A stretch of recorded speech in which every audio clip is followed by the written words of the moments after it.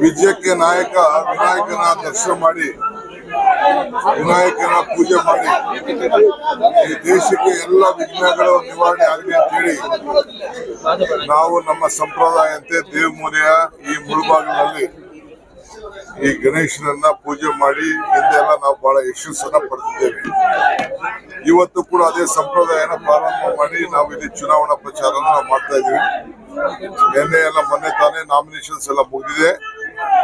ಇವತ್ತು ನಾವು ಬಹಳ ಬಲಿಷ್ಠವಾಗಿ ನಾವು ಇಡೀ ರಾಜ್ಯ ಬಹುಶಃ ಕಾಂಗ್ರೆಸ್ ಪಕ್ಷ ಇವತ್ತು ಏನು ನಾವು ಕರ್ನಾಟಕ ರಾಜ್ಯದಲ್ಲಿ ಗ್ಯಾರಂಟಿಗಳನ್ನ ಕೊಟ್ಟು ಅದೇ ರೀತಿ ದೆಹಲಿಯಲ್ಲಿ ಕೂಡ ನಮ್ಮ ಎಸಿಸಿ ಪಕ್ಷ ಇಲ್ಲಿ ಗೃಹಲಕ್ಷ್ಮಿ ಅಲ್ಲಿ ಮಹಾಲಕ್ಷ್ಮಿ, ಇಲ್ಲಿ 24,000 ವರ್ಷಕ್ಕೆ ಅಲ್ಲಿ 1 ಲಕ್ಷ ವರ್ಷಕ್ಕೆ, ಇಲ್ಲಿ ಯುವಕರಿಗೆ 36,000 ರೂಪಾಯಿ ವರ್ಷಕ್ಕೆ, ಅಲ್ಲಿ ಟ್ರೈನಿಂಗ್ ಕೊಟ್ಟು 1 ಲಕ್ಷ ರೂಪಾಯಿ ಯುವಕರಿಗೆ.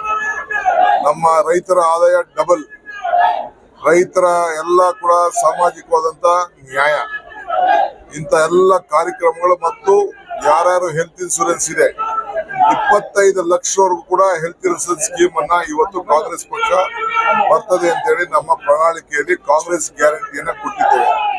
ಆರೋಗ್ಯದಲ್ಲಿ ನ್ಯಾಯ, ಉದ್ಯೋಗದಲ್ಲಿ ನ್ಯಾಯ, ಮಹಿಳೆಯರಿಗೆ ನ್ಯಾಯ, ರೈತರ ಬದುಕಿನಲ್ಲಿ ನ್ಯಾಯ, ಶಿಕ್ಷಣದಲ್ಲಿ ನ್ಯಾಯ, ಈ 5 ವಲಯದಲ್ಲೂ ಕೂಡ ನಮ್ಮ ಜನರಿಗೆ ನ್ಯಾಯವನ್ನು ಒದಗಿಸಿಕೊಡುವಂತ ಕಾರ್ಯಕ್ರಮಗಳನ್ನ ಇವತ್ತು ನಾವು ತಂದಿದ್ದೇವೆ. ಇದು ಯಶಸ್ಸಾಗ್ತದೆ.